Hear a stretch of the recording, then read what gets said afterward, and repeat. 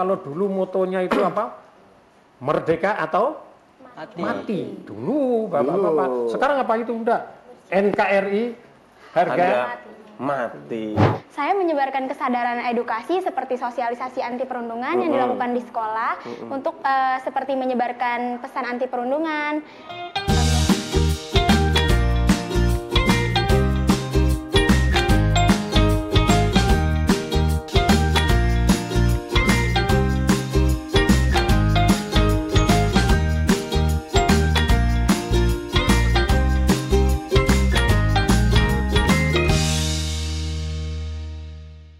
Permisi penonton. Aduh, ini ribet banget.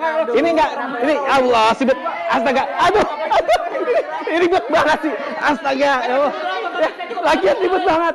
Ini mau syuting. Pintu jangan dikunci. Susah masuknya, ya kan?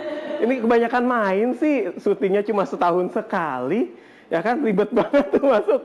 Penontonnya banyak banget soalnya, ya kan? Waduh, bener-bener nih. Jangan dikunci makanya pintunya.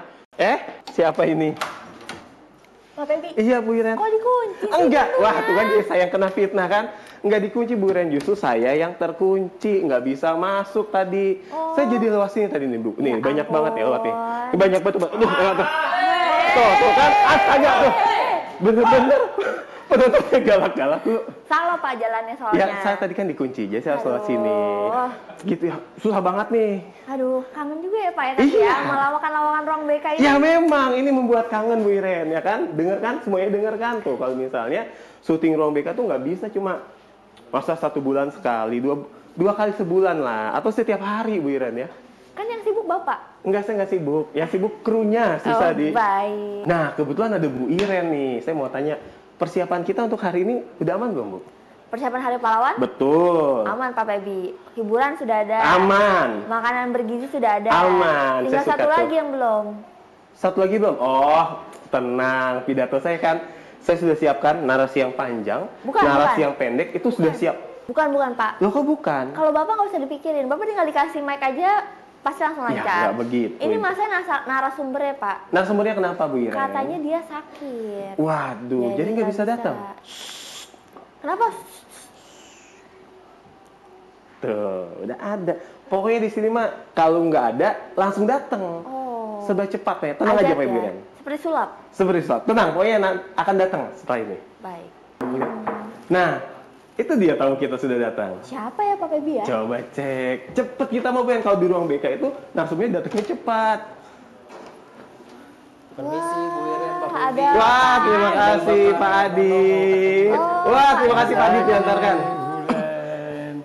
Terima kasih Pak Nono, terima kasih sudah berkenan nonton di sini. Pak Adit, terima kasih ya. Pak Nono silakan duduk. Wah, ini Bu Iren. Ini salah satu guru saya juga Bu Iren. Kalau bicara perjuangan, Pak Nono adalah orang yang paling tepat untuk membahas Hari Pahlawan. Karena beliau memang kalau bisa menceritakan kepada kita tentang apa itu perjuangan, bagaimana caranya kita berjuang, kita akan banyak cari tahu dari Pak Nono. Jadi kita akan dengerin dari Pak Nono ya. Betul banget. Nama saya Nono Soekarno. Jadi saya pensiunan Angkatan Laut. Jadi saya pensiun tahun 2002. Jadi sudah cukup lama sampai sekarang. Nah, saya itu ke marinir, jadi di Angkatan Laut tapi marinir, Korps Marinir.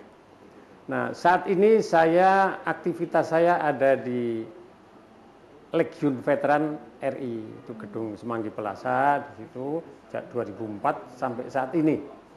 Nah, kebetulan memang saya mendapat tugas untuk melaksanakan kegiatan mensosialisasikan nilai kejuangan 45 kepada generasi penerus. Wah, jadi udah nggak sabar nih dengerin cerita Pak Nono, ya kan? Udah langsung cerita aja deh Pak Nono, pengen dengar gitu ceritanya seperti apa. Loh, siapa lagi nih Bu Iren? Saya mau mendengarkan cerita Pak Nono ini sebenarnya ya sama karakter. Siapa Bu? Siapa ini? Oh, ada anak-anak. Oh iya masuk. Paling cuma 2 orang, 3 orang, 4 orang, 5 orang banyak sekali. Ini kalian ada apa rame-rame tiba-tiba ke sini? Kita pengen dengerin cerita juga Pak. Loh, kok tahu kita mau dengerin cerita? Ini sulap, sudah sulap ya, ruang bincang karakter ya. Udah mau dengerin cerita? Boleh. Tapi Bagus. di mana Bu Iren ya duduknya ya? Kita harus butuh bantuan Pak Pebi. Di bawah aja ya? Iya, Yaudah kita kita, butuh bantuan. tapi boleh ya kita angkut-angkut dulu ya? Boleh. Oke. Ayo bantuin nih, kru juga nih. Malah pada makan, minum. Bantuin sini.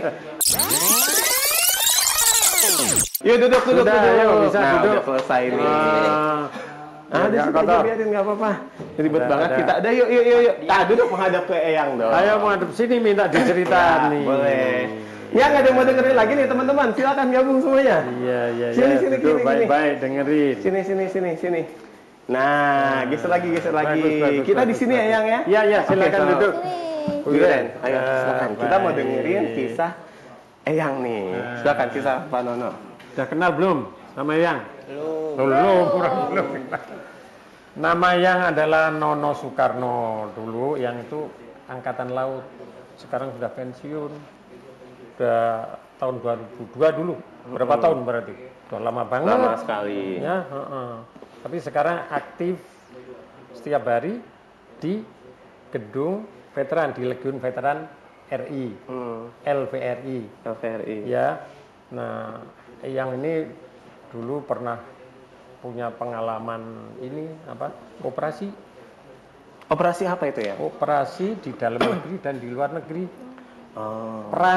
Perang yang di dalam negeri itu tahun 75 ada perang apa? Kita melawan siapa itu? Portugis. Ya, tahun 75. Kemudian setelah itu 2 tahun kemudian yang dilibatkan dalam operasi PBB. Apa itu? Perserikatan Bangsa-Bangsa. Di mana? Di Mesir. Di Mesir. Oh, itu yang keluar. Waktu ada konflik antara Mesir dengan dengan Israel. Yang itu tentara PBB itu ada di tengah-tengah itu. Tentara perdamaian ya? Iya, namanya tentara perdamaian. Jadi di sini ada roket-roketnya Mesir, roket-roketnya Israel. Kita di tengah-tengah itu. Jadi berbahaya sekali itu. Tapi kita memang harus berani melakukan itu karena memang itu tugas kita. Betul. Ya, itu pengalaman waktu itu. Nah, kemudian tahu yang ini siapa sih? Pakaian ini. Kalau pakaian kayak gini berarti pakaiannya apa? Ayo. Coba. Pernah lihat nggak di koran di apa itu? Ini yang khas tuh di kepalanya nih warnanya. Veteran RI. Tahu apa itu veteran? Ayo coba Mas. Apa veteran? Ayo coba. Ini sembarang ngomong. Ayo. Tadi tahu katanya pejuang apa? Apa veteran? Veteran tuh kayak para pejuang yang terdahulu gitu. Oke, ada satu lagi. Apa? Sembarang. Nanti kita kasih tahu. Nggak tahu. Oke. Nggak tahu dari Eyang. Ada yang mau bertanya? Oke, tak beritahu. Jadi veteran itu warga negara Indonesia. Artinya bisa tentara, bisa bukan tentara, bisa tentara, bisa polisi, bisa bukan tentara, bukan polisi. Karena waktu perjuangan 45-49 dulu yang banyak justru rakyat biasa, Pak Tani, Pak Nelayan, Pak Buruh itu yang perang. Tentaranya malah kita merdeka kan belum ada tentara. Iya, Pejuang-pejuang itu. Nah, jadi warga negara Indonesia yang pernah bertempur melawan tentara asing. Definisi veteran tidak sama untuk setiap negara-negara bekas jajahan itu. Kalau kita adalah apa tadi? Yang pernah perang melawan tentara asing. Kita berapa kali pernah perang melawan tentara asing? 4 kali kan sejak dulu. 45-49 setelah merdeka kan kita perang besarnya kan di situ. Baru kemudian tahun 62 kita perang melawan Belanda lagi merebut Irian. 64 kita perang melawan negara-negara jiran itu. Ya, negara kecil-kecil itu.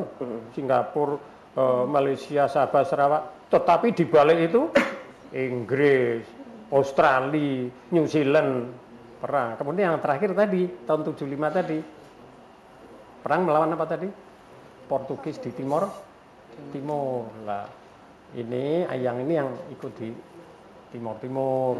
Jadi veteran itu ya. Kemudian juga veteran yang meninggal pada saat itu, tewas, mungkin ketembak itu juga veteran, namanya veteran anumerta. Kemudian satu lagi kriterianya yaitu veteran perdamaian tadi yang sudah kita cek, yaitu yang pernah terlibat di dalam tentara apa tadi PBB tadi.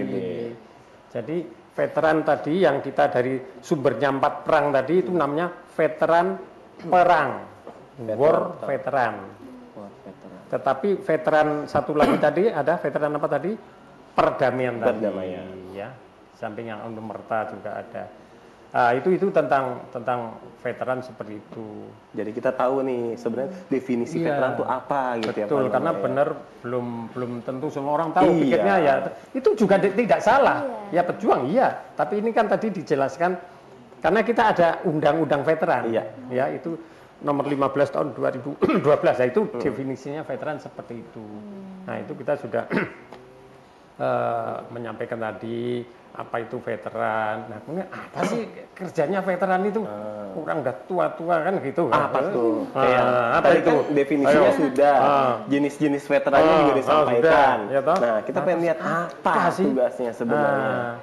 Jadi kita ini, karena kita ini mantan-mantan pejuang yang dulu memerdekakan bangsa karena dijajah. Memang kalau yang ini kan veteran penerus juga, karena yang 45, 49 kan sudah nggak ada semua. Ya, terus apa kerjaannya kan itu? Nah, kita ini mewariskan nilai-nilai kejuangan 45 kepada generasi penerus. Kenapa kok seperti itu? Ya kan? Karena ingat dulu waktu kita perang melawan Belanda, ya, setelah kita merdeka, apa kita enak-enak? Tidak, justru besarnya di situ. Kita sudah merdeka, tapi justru Belanda balik lagi. Kok enak kamu merdeka? Saya nggak ngasih kamu perang kita sendiri, kita sudah merdeka, perang besar-besaran. Senjata kita apa waktu itu? Ayo. Apa kira-kira? Bambu runcing. Bambu runcing, pisau, golok, pelintang, tapel, panah. Alat-alat yang ada di sekitar kita ya? Iya, ada sekitar kita. Kemudian lawan kita Belanda apa senjatanya? Sudah senjata modern pada waktu itu. Sudah punya tank, punya pesawat terbang, punya kapal perang. Kita gitu. Ya. Bambu runcing, diruncingi, terus ada tank datang, kita tusuk. Tanknya kalah, kira-kira.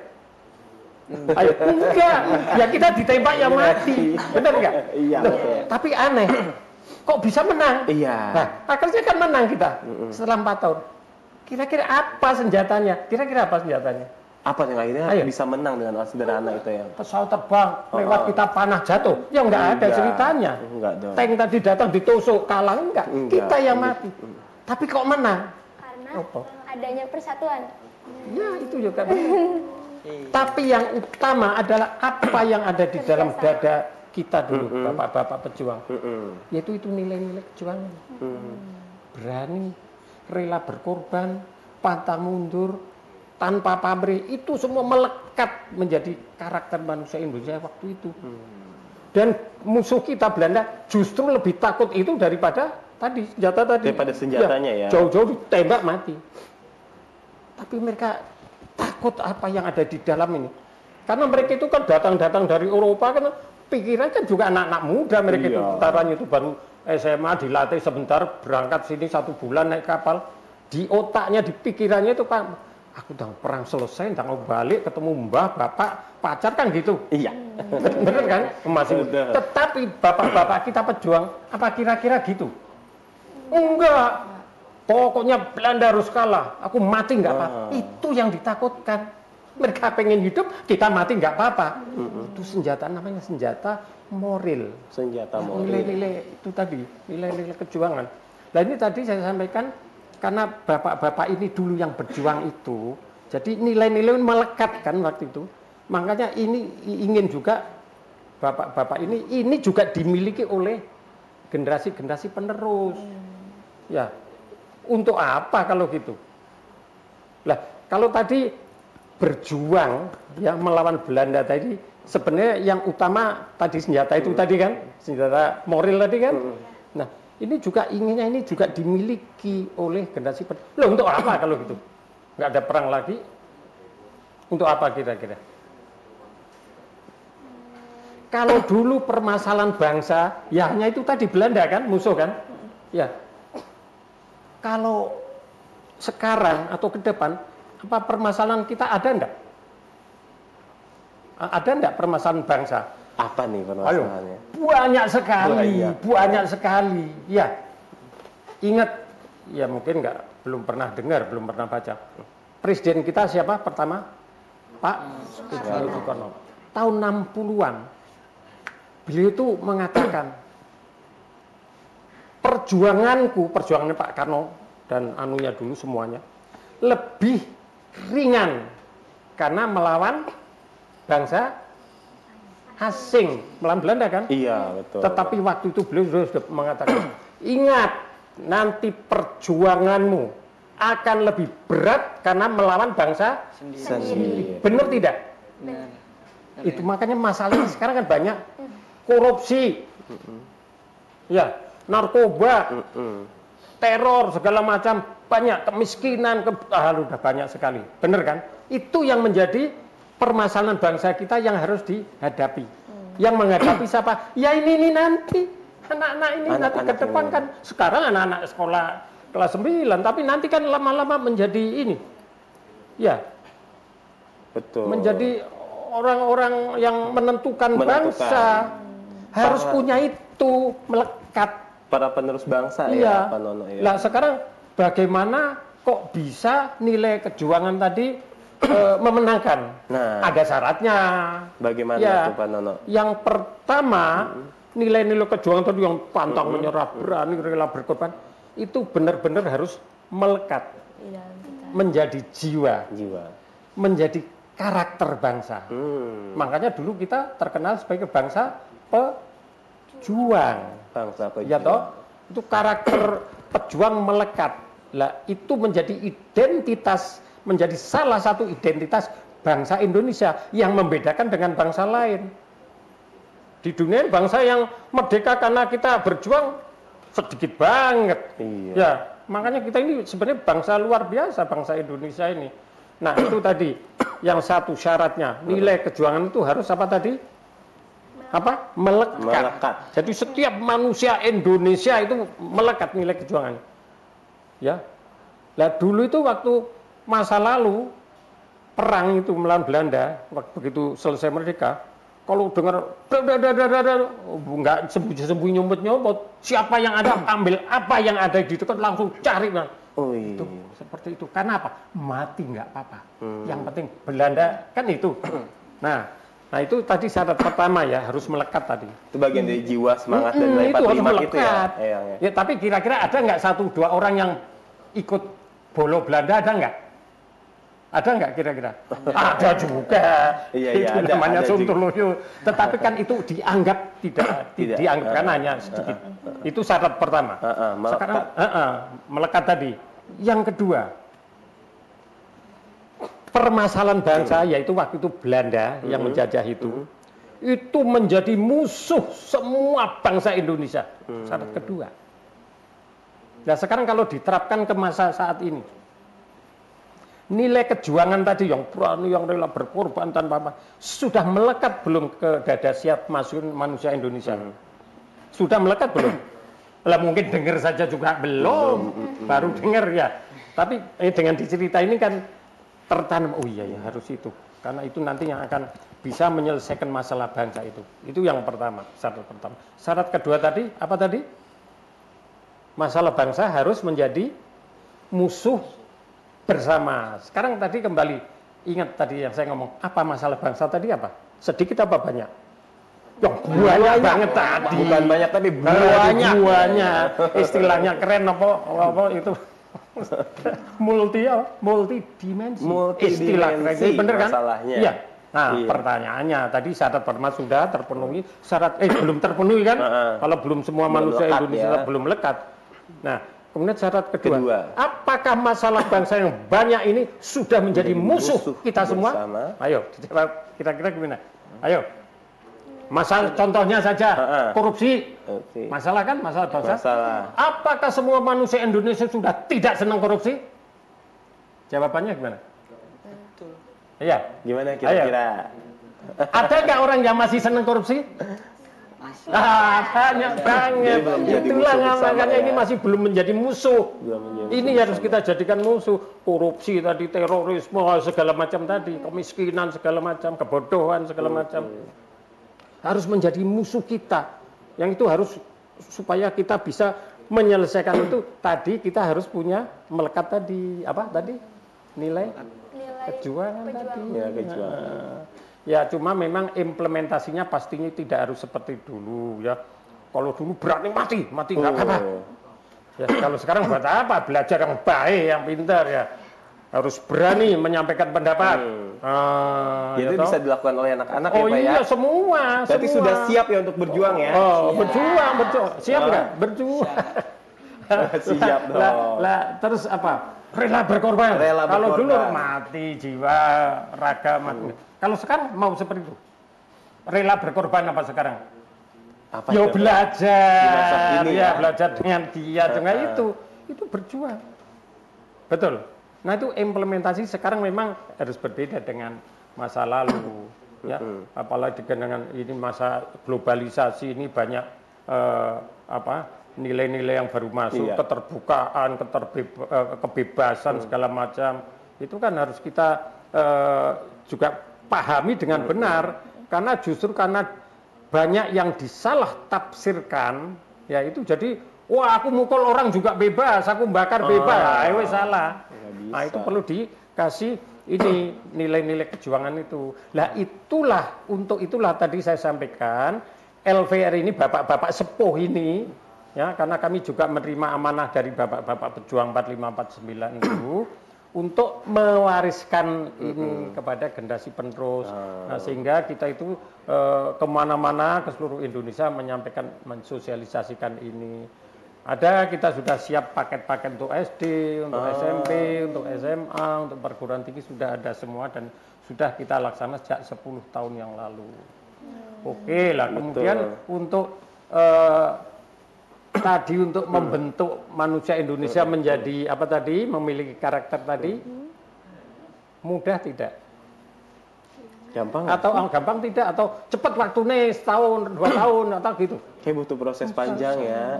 Enggak, terus harus dilaksanakan secara berkelanjutan. Kalau karena hanya 10 tahun, 20 tahun, ya ini nanti baik, nanti gini lagi. Terus, ya, karena kita ini bangsa Indonesia, bangsa yang kecil atau besar? Bangsa besar banget, kita harus bersyukur kita tinggal di Indonesia ini. Ya, betul nggak? Betul. Bangsa yang seperti kita ini, waduh, boleh dilihat di mana yang ada. Kita terdiri dari beberapa macam-macam mulai suku, luar biasa. Tetapi kita bisa bersatu. Dan ini yang membuat kita dulu juga berhasil itu. Di samping itu kita melekat tadi, kita bersatu. Makanya nilainya nilai kesetiakawanan, nilai kebersamaan, di samping nilai-nilai yang bersifat patriotik tadi, patriotisme tadi. Berani, pantang menyerah, rela berkorban, tanpa pamrih. Itu ada kebersamaan, kepedulian itu. Nah itu yang nilai-nilai itu kita berusaha untuk ditanamkan terus secara berkelanjutan. Dan karena kita ini ingin membentuk karakter bangsa, sebaiknya itu dimulai anak-anak SMP atau anak-anak SMA. Mulai kapan sebaiknya?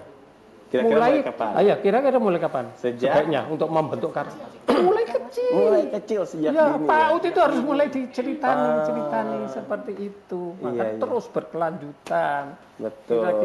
Kira-kira seperti itu. Jadi kita cuma kebetulan sama ini anak-anak ini ya. Berarti biar disebarkan lagi nih. Iya, betul. Sama ini Pak Nono, katanya kamu mau tanya kan tentang yang bisa dilakukan oleh pelajar itu seperti apa? Coba tanya langsung. Tadi katanya mau tanya itu, coba. Yang bisa dilakukan oleh pelajar, kan mau nanya itu katanya. Yang aku mau tanya, jadi kita sebagai pelajar apa yang harus kita lakukan? Bukan itu. Ya itu tadi setelah mendengar ini tadi ya, mendengar itu kan cuma singkat banget ini. Tapi sudah mulai masuk toh. Aku juga walaupun anak-anak ini, tapi aku juga sudah ikut berjuang. Sudah bisa bergerak deh sekarang. Iya, bergerak, berjuang. Ya apa? Lagi sekolah ini. Belajar yang baik, yang benar. Ya, taati peraturan, ketentuan mau itu sekolah, kayak maupun ke peraturan di luar. Ya, disiplin. Ya, ingat kalau ini nanti sudah merasuk, itu udah otomatis kita akan menjadi. Tetapi itu tadi harus terus-menerus ya, sosialisasi harus terus-menerus diterima karena itu melekat. Nah, sehingga pesan-pesan kita juga ingin supaya anak-anak itu benar-benar bisa menjiwai itu nanti ke depan dan bisa melakukan itu ya. Karena kembali Indonesia itu bukan negara kecil, negara luar biasa deh. Kita harus bersyukur kepada Tuhan. Kita harus tetap pertahankan persatuan dan kesatuan. Itu yang utama. Karena banyak negara lain yang tidak senang kita seperti itu. Pengennya itu kita pecah. Ya, kita harus sadar ini. Mulai anak-anak kecil sudah sadar. Ya. Kita dulu berjuang seperti itu bisa mempersatukan ini. Tapi banyak orang yang pengen kita pecah. Nah itu. Mulai anak-anak itu harus tertanam seperti itu. Ya. Sejak kecil sudah tertanam, jadi memang sudah dari awal, nggak usah nunggu besar untuk bisa bergerak ya, Pak None. Makanya kalau dulu motonya itu apa? Merdeka atau mati. Dulu bapak-bapak. Sekarang apa itu enggak? NKRI harga mati. Ih keren, kita kasih tepuk tangan dulu dong. Tapi yang ini sebenarnya ngobrolnya seru banget ya yang. Tapi kan kita ada acara di aula. Oh gitu. Oh iya. Iya, kita harus segera ke aula ini. Ya udah. Takut keasikan ngobrol jadi lupa. Nanti kapan-kapan boleh kita cerita. Boleh ya yang ya. Kan belum tahu pengalaman kan. Iya. Itu kapan-kapan kita lebih kita banyak lagi ya. Iya. Oke, kalau ya, gitu. Kita ini kan memang masalah apa tentang karakter itu yang bisa ngasihkan masalah itu penanaman karakter. Betul. Ya, nggak apa-apa kita ke aula dulu yang. Oh ya.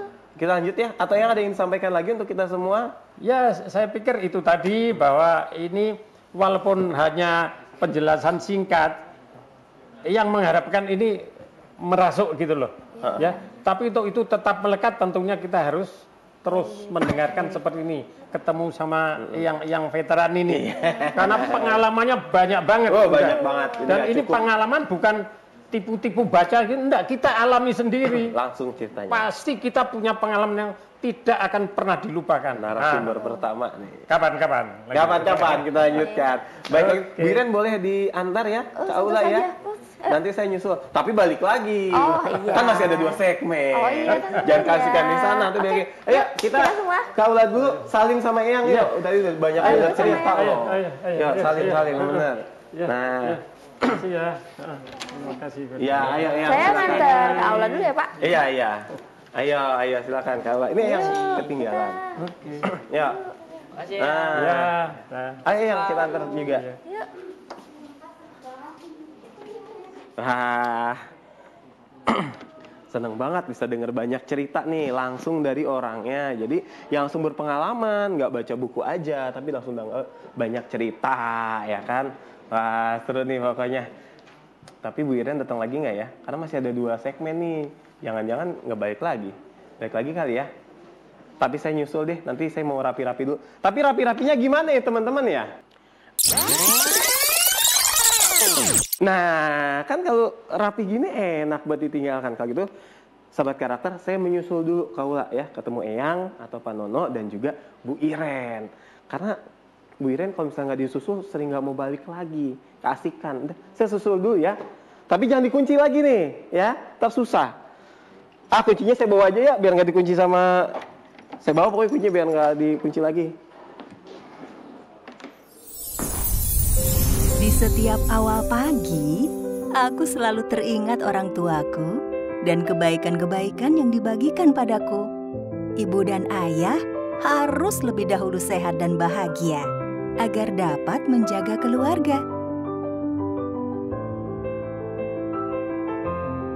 Kita diajari untuk bergotong royong tanpa pamrih.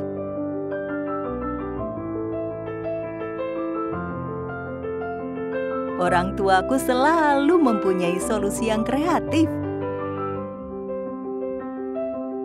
Ayah dan ibuku selalu terbuka untuk berinteraksi dengan budaya-budaya lain.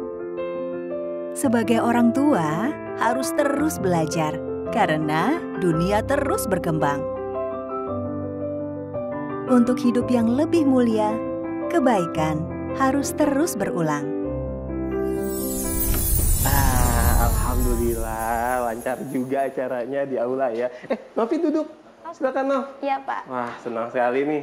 Tadi kita sudah mengikuti acara di aula. Untungnya ya, Bu Iren sama Novi, tadi kita ada Pak Nono, Soekarno. Jadi bisa menceritakan kepada kita semua nih bagaimana sih sebenarnya kisah-kisah perjuangan di zaman dulu. Dan yang paling penting Bu Iren, gak kalah penting itu yaitu gimana caranya kita semua untuk berjuang di masa sekarang. Tadi kan Novi juga mendengarkan ya. Iya. Betul Pak Febi. Jadi kita bisa tahu gimana caranya.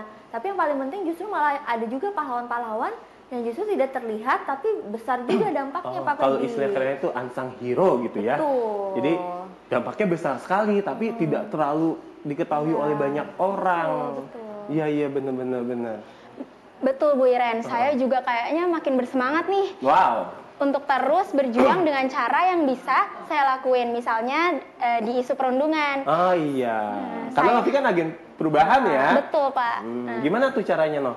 Saya menyebarkan kesadaran edukasi seperti sosialisasi anti perundungan yang dilakukan di sekolah untuk seperti menyebarkan pesan anti perundungan melalui kegiatan seperti kampanye, yaitu membuat materi edukasi bisa seperti poster dan video atau mading. Materi ini bisa dibagikan di sekolah atau di media sosial untuk meningkatkan kesadaran nih Pak. Wah, berarti benar yang kata Pak Nono ya Bu Iren ya, bahwa nggak harus menjadi dewasa dulu, bahkan dari anak-anak sudah bisa mulai bergerak ya, seperti Novi dan teman-teman agen perubahan yang justru berjuangnya tuh di isu anti perundungan dengan teman-teman agen perubahan. Keren banget, senang deh dong.